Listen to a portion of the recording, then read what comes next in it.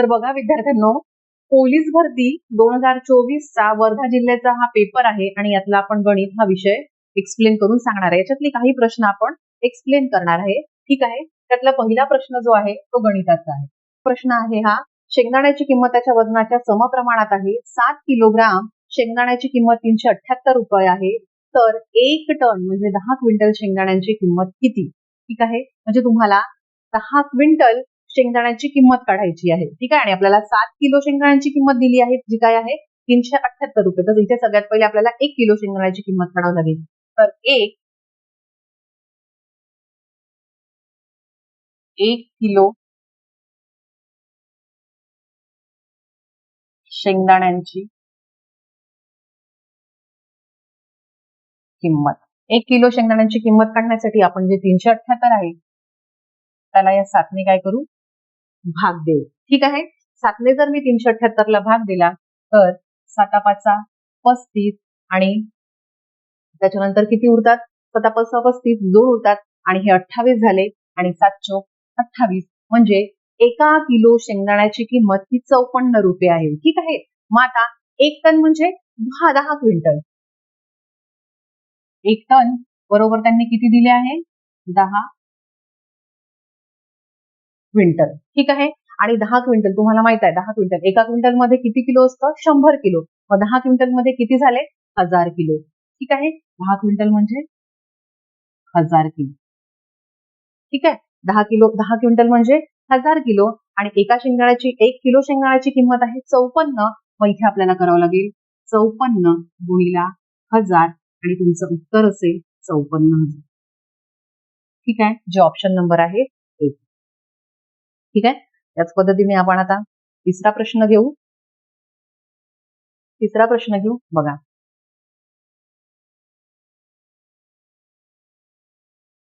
दुकानदार एक वस्तू काही किमतीला विकायचे मनाशी ठरवतो आणि वस्तूची किंमत त्याने ठरवलेल्या किमतीपेक्षा 30% वाढवून छापतो.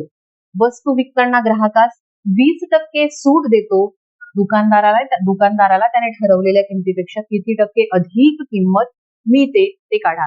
इथे तुम्हाला म्हणजे त्याला जो नफा होणार आहे, जो काही नफा होणार आहे तो काढायचा आणि तो किती टक्के होणार आहे तो काढायचा आहे. ठीक आहे. आणि जेव्हाही आपण अशा पद्धतीची गणित करतो तेव्हा सगळ्यात पहिला पाया आपण ती किंमत ठेवतो 100 रुपये.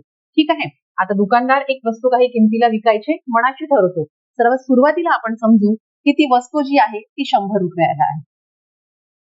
ठीक आहे.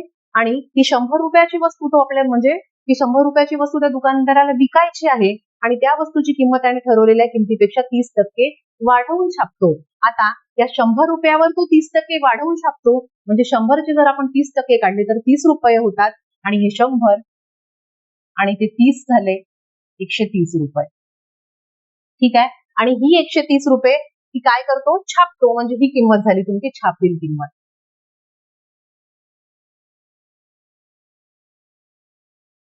ही किंमत झाली तुमची छापील किंमत 130 रुपये. आणि आता नंतर काय करतो तो? वस्तू विकताना ग्राहकास 20% सूट देतो. पहिले त्या 100 रुपयावर 30% किंमत वाढवतो आणि ती छापील किंमत ठेवतो आणि त्याच्यावर पुन्हा 20% सूट देतो. मग आता 130 वर तो 20% सूट देतो म्हणून आपल्याला आधी 130 चे 20%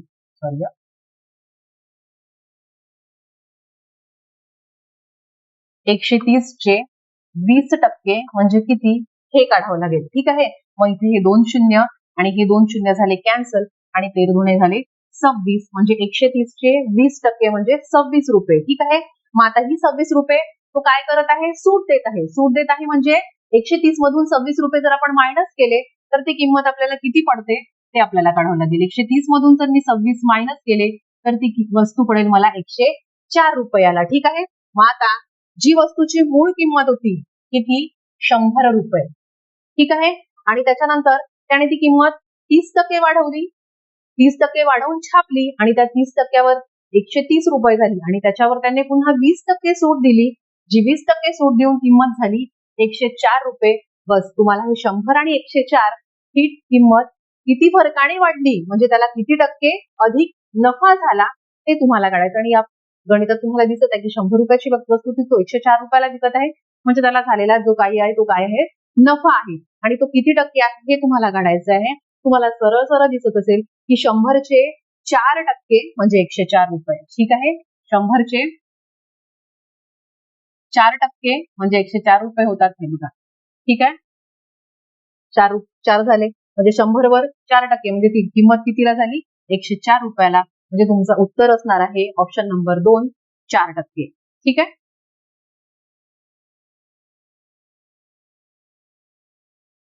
आता आपण तिसरं गणित बघणार आहे, सॉरी चौथं. 9x वजा 4 बरोबर 6x अधिक 29. ठीक आहे, या गणितात जे चलनात असतात, जी चलनात संख्या असते तिला आपल्याला एका बाजूला करायची असते आणि ज्या संख्या असतात त्या एका बाजूला करायच्या असते. ठीक आहे, म्हणून हे 9x आणि हे 6x इकडे आहे, त्याच्यामुळे हे इकडे आल्यावर जे प्लस मध्ये आहे ते मायनस होतील आणि हे जे 4 मायनस मध्ये आहे ते इकडे गेल्यावर प्लस होतील. ठीक आहे, आता 9x मधून 6x आपण वजा करू आणि ते उत्तर असणार आहे तुमचं 3x. ठीक आहे, आणि 29 आणि 4 यांची जर बेरीज केली तर ती असते 33. ठीक आहे, आणि इकडे मग पुन्हा आपण x बाजूला काढू आणि इथे 33 भागीला 3 जे गुणाकारात आहे ते खालीकडे आल्यावर ते भागाकारात जातील आणि 3 ने जर मी 33 ला भाग दिला तर उत्तर येतं 11. म्हणजे x ची किंमत तुम्हाला किती मिळाली? 11. म्हणजे तुमचं उत्तर असणार आहे ऑप्शन नंबर 3. ठीक आहे, प्रश्न आहे, पितळ या संमिश्रणामध्ये तांबे व जस्त यांचे प्रमाण 13:7 आहे, तर 700 ग्राम जस्त किती ग्राम असेल? ठीक आहे, तर पितळ या संमिश्रणामध्ये तांबे आणि जस्त, तांबे आहे 13 आणि जस्त आहे 7. यांचं हे जे प्रमाण आहे की तांबे 13 आणि जस्त 7 आणि आपल्याला जस्तचं काढायचं आहे, त्याच्यामुळे या दोघांची जर आपण बेरीज केली 20 पैकी 7 हे प्रमाण कशाचं आहे? जस्ताचं. ठीक आहे, आणि किती? 700 ग्राम जस्त किती, म्हणजे 700 ग्राम मध्ये ते किती आहे, किती ग्राम आहे ते आपल्याला काढायचं आहे. बस तुम्ही सरळ सरळ इथे गुणाकार करा, इथे 0 कॅन्सल आणि 2 ने जर मी 70 ला भाग दिला तर उत्तर येतं 35. ठीक आहे, आणि 35 आणि 7चा गुणाकार जर केला तर 7 35 म्हणजे 5 आणि 7 21, 21 आणि 3 होते 24, म्हणजे हे झाले 245 ग्राम. म्हणजे तुमचा आन्सर असेल ऑप्शन नंबर 4. ठीक आहे. आता आपण 7व्या नंबरचा प्रश्न बघणार आहे. ठीक आहे, 6 मीटर लांब 2.5 मीटर, ठीक आहे, आणि उंच 0.5 मीटर रुंद अशी भिंत बांधायची आहे. यासाठी 25 सेंटीमीटर लांबी, 15 सेंटीमीटर रुंदी व 10 सेंटीमीटर उंचीच्या किती विटा लागतील? एक 6 मीटर लांब अशी आणि 2.5 मीटर उंच आणि 0.5 मीटर रुंद अशी भिंत बांधायची आणि त्या भिंतीसाठी लागणाऱ्या विटा, ठीक आहे, ज्यांचं आपल्याला इथे त्यांनी हे पण दिलं आहे की लांबी रुंदी काय आहे? 25 सेंटीमीटर लांब, 15 सेंटीमीटर रुंद आणि 10 सेंटीमीटर उंच. तर अशा किती विटा लागतील? ठीक आहे, तुम्हाला सगळ्यात पहिले माहित असेल की भिंत ही जी असते ती इष्टिका चितीसारखी असते, म्हणून इष्टिका चितीचं क्षेत्रफळ आपल्याला इथे लावावं लागेल आणि इष्टिका चितीचं क्षेत्रफळ आहे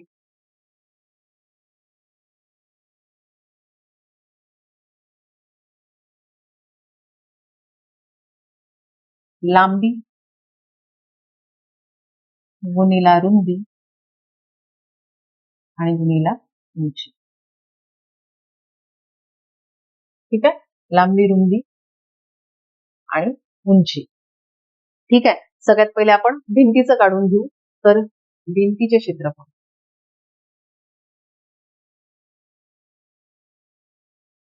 भिंतीचे क्षेत्रफळ काढायचे आपल्याला, तेच लांबी गुणिला रुंदी गुणिला उंची. ठीक आहे, आणि आता इथे तुम्हाला मीटर दिलं आहे, इथे सेंटीमीटर दिलं आहे. ठीक आहे, आणि मीटर आपल्याला काय करावं लागेल? सेंटीमीटर मध्ये कन्वर्ट करावं लागेल. जर मी 6 मीटर लांब म्हटलं तर ते होतात 600 सेंटीमीटर. ठीक आहे, 2.5 मीटर उंच म्हणजे ते होतील तुमचे 250 सेंटीमीटर आणि उंची 0.5 आहे मीटर, तर ती होईल तुमची 50 सेंटीमीटर. ठीक आहे, सेंटीमीटर मध्ये आपण कन्वर्ट केलं, या सगळ्यांचा आपण गुणाकार जर केला तर तो 600, 250 आणि 50 यांचा जर आपण गुणाकार केला तर तो येतो 75. ठीक आहे. हा गुणाकार होतो. हे झालं तुमचं भिंतीचं क्षेत्रफळ आणि त्याच्यानंतर आहे तुमचं विटांचं क्षेत्रफळ. ठीक आहे. आता विटांचं क्षेत्रफळ आपण काढून घेऊ. विटांचे क्षेत्रफळ काढण्यासाठी तेच सूत्र वापरायचं तुम्हाला, लांबी गुणीला रुंदी गुणीला उंची. ठीक आहे. आता इथे सेंटीमीटर दिलाय म्हणून कन्वर्ट करायचा काही प्रश्नच नाही. इथे 25 गुणीला आहे 15 आणि तिकडे 10 सेंटीमीटर आणि यांचा जर मी गुणाकार केला तर तो येतो 3750. ठीक आहे. मग आता तुम्हाला पूर्ण काय करायचं आहे, किती उंचीच्या विटा लागतील. मग झालं. इथे तुम्हाला विटांचं काढायचं आहे, लागणाऱ्या विटा.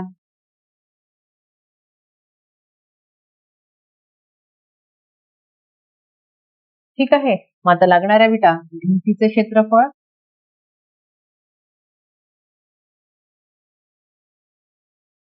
भागीला विटांचे क्षेत्रफळ. ठीक आहे. भिंतीचे क्षेत्रफळ किती आलं तुमचं 75 ला आणि विटांचं किती आलं 3750. ठीक आहे. 0 झाला तुमचा कॅन्सल आणि त्याच्यानंतर जर मी 75 ने 375 ला भाग तोडते म्हटलं तर तो होतो तुमचा, ठीक आहे, 75 चोक 300 आणि हे 5. ठीक आहे. 75 एके 75, 75 चोक 300 आणि 75 पाचा 375. म्हणजे 75 ने आपण जर 375 ला भाग तोडला तर उत्तर येतं तुमचं 5 आणि या 5 ने पुन्हा इथे किती आले तुमचे, सरळ सरळ इथे लिहूनच घेऊ ना, याला हे 10,000 भागीला 5.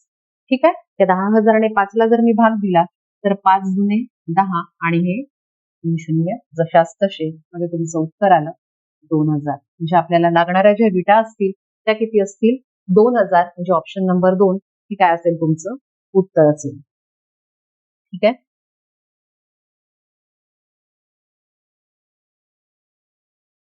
बघा नंतरचा प्रश्न, 21 पाया असणारी त्रिकोणी संख्या पुढीलपैकी कोणती. ठीक आहे. 21 पाया असणारी त्रिकोणी संख्या पुढीलपैकी कोणती. जेव्हाही आपण एखाद्या संख्येचा पाया काढतो तेव्हा 2 क्रमवार संख्यामधली पहिली संख्या ही नेहमी त्या त्रिकोणी संख्येचा पाया असतो. ठीक आहे. तर 21 पाया असणारी त्रिकोणी संख्या काढायची आहे म्हणजे 21 गुणीला 22. 2 क्रमवार संख्यामधली पहिली संख्या ही त्या त्रिकोणी संख्येचा पाया असते आणि इथे आपल्याला 21 दिली आहे म्हणून आपल्याला त्याच्या समोरची क्रमवार संख्या दुसरी कोणती घेणार आहे 22. या दोघांचा गुणाकार आणि त्याला 2 ने भाग द्यायचा असतो आणि 2 ने भाग जातो या 22 ला. उत्तर येतं 11 आणि 11 आणि 21 चा जर मी गुणाकार केला तर येतं 220. ठीक आहे. म्हणजे तुमचं ऑप्शन नंबर 3 हे तुमचं उत्तर असेल. ठीक आहे. 9 टेबलांच्या किमतीमध्ये आपण 10 नंबरचा क्वेश्चन बघणार आहे. 9 टेबलांच्या किमतीमध्ये 25 खुर्च्या येतात. जर एका टेबलाची किंमत 1350 रुपये आहे तर एका खुर्चीची किंमत किती. ठीक आहे. 9 खुर्च्यांची किंमत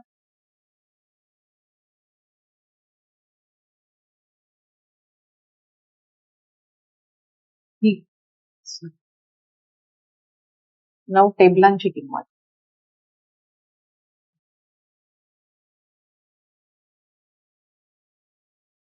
9 टेबलांची किंमत ही 25 खुर्च्यांच्या किमती एवढी आहे.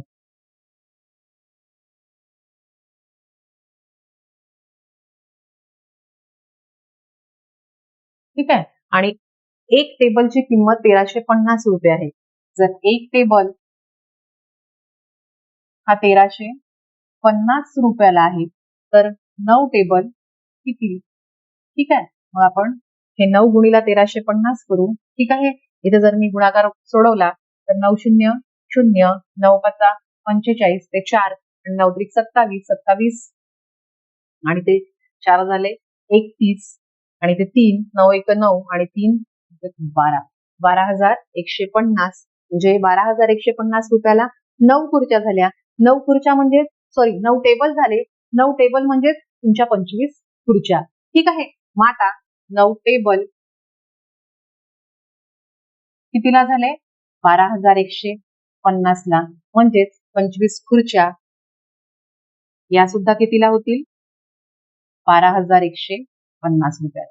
का बरं. कारण 9 टेबलांची किंमत आणि 25 खुर्च्यांची किंमत ही सारखी आहे. ठीक आहे. मग आता आपल्याला एका खुर्चीची किंमत काढायची आहे म्हणून आपण काय करू, हे 12,150 भागीला 25 करू.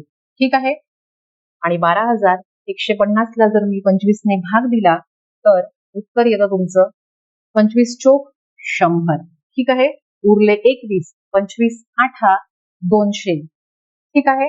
25 8 200 उरले 15. ठीक आहे. 15 आणि हे हा शून्य किती झाला 150 आणि 25 सख 150 म्हणजे 486 रुपये. ठीक आहे. म्हणजे एका खुर्चीची किंमत ही किती असणार आहे 486 रुपये, म्हणजे तुमचा ऑप्शन नंबर 3. ठीक आहे. आता आपण नंतरचा प्रश्न बघू.